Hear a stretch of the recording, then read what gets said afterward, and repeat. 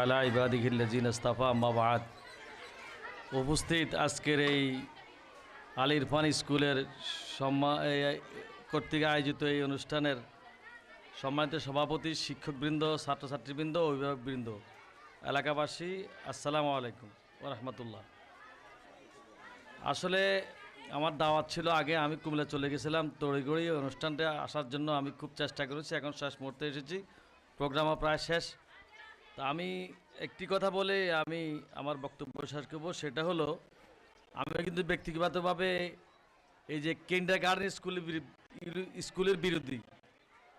এই জন্য যে কিন্ডারগার্টেন স্কুলগুলো যখন থেকে প্রতিষ্ঠিত হয়েছে বাংলাদেশে, বিশেষ করে আমাদের এলাকায়, তখন থেকে আমাদের এলাকা অনেক মক্তব বন্ধ হয়ে গেছে। মক্তবগুলি বন্ধ হয়ে যাওয়ার পরে এখানে কিন্ডারগার্টেন স্কুলগুলিতে যে সমস্ত শিক্ষক কারি হিসেবে রাখে, তাদের কোনো ধারাবাহিকতা থাকে না, যার জন্য ছেলেরা 1 থেকে 5 পাস করার পরেও কোরআন শরীফে কিচ্ছু জানে না, 10 পাস করার কিচ্ছু জানে না। যেটার বক্তব্য আমি নিজে, আমার ওয়াইফ শিক্ষকতা করে, আমি 22 বছর মাদ্রাসার প্রিন্সিপাল ছিলাম, আমি মাদ্রাসার থেকে টাইটেল পাস করেছি। কিন্তু আমার ছেলেটাকে মেট্রিক পাস করার পরে আমি যখন জিজ্ঞাসা করলাম, বাবু সূরা ফাতিহা বলো, এখানে বসছে আমাদের এলাকায় কিন্ডারগার্টেন, সে শুদ্ধ করে পড়তে পারে নাই, নামাজের এই নিয়তগুলো ঠিক করে বলা পারে নাই। আমি চোখের পানি ফেলে দিছি, হলো কি। পরে আমি ঢাকাতে একটা মাদ্রাসায় ভর্তি করে তাকে কোরআন শরীফ শুদ্ধ করে পড়ালাম। সে এখন জাপানে আছে, কম্পিউটার ইঞ্জিনিয়ার, দোয়া করবেন। সে সেখানে চাকরি করে। যেহেতু আমি নিজে ভিক্টিমাইজড, এই জন্য আমি কথাগুলি বলতেছি। কিন্তু আমি ব্যতিক্রম ধর্মী একটা প্রতিষ্ঠান এখানে এসেছে, ওরা আমার কিছুদিন আগে এনেছে, আনার পরে আমি সর্বপ্রথম এটা ধরেছি, প্রত্যেক ক্লাসে গিয়া সূরা কেরাত জিজ্ঞাসা করতেছি। কেননা আমরা মুসলমান, আমাদের মূল হলো কোরআন। উই আর দ্য মুসলিম উম্মাহ, আমরা মুসলমান, এই আমাদের মূল গাইড হলো যে Quran. We are the soldiers of Allah, লা ইলাহা ইল্লাল্লাহ, আর constitution the holy Quran and Sunnah. Quran এবং হাদিসের বাইরে আমাদের যাওয়ার কোনো সুযোগ নেই। যে প্রতিষ্ঠানে কোরআন শিক্ষা দেওয়া না, ওই প্রতিষ্ঠানে আমাদের দরকার নাই। যে প্রতিষ্ঠানে হাদিস পড়ানো হয় না, সেই প্রতিষ্ঠানে আমার দরকার নাই। সেটা কিন্ডারগার্টেন হোক, হাই স্কুল হোক, মাদ্রাসা হোক, সব জিডাই হোক, ওখানে আমার দরকার নেই।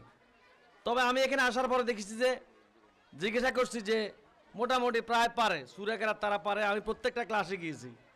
ইকরাতে ঢুকলাম, প্রিন্সিপাল সাহেব আমার সাথে ছিল, কিছু দুষ্টুরি থাকলেও আস্তে আস্তে তারা করতেছে। আমি বললাম যে, প্রিন্সিপাল সাহেবকে একটা নসিহতে বললাম যে, আমাদের সব কিছু শেষ ভালো তার, সব ভালো তার। ওয়ালাল আখিরাতু খায়রুল লাকা মিনাল উলা, আমাদের আখিরাতটা যার ভালো, সব কিছু তার ভালো। তো আমরা যদি কোরআনে না শিখি, আমরা পরকাল বুঝবো কি? আমাদের ছেলে মেয়েদের যে মুক্তবের সময়টাকে যদি দিয়ে দিতেছি, এখানে আসে যদি সে কোরআন না পড়তে পারে, তাহলে সে কিসের মুসলিম? আরে ক্লাস মেট্রিক পাস করার পর তো সে আর কোরআন পড়তে জানবে না, যাবো না সেখানে।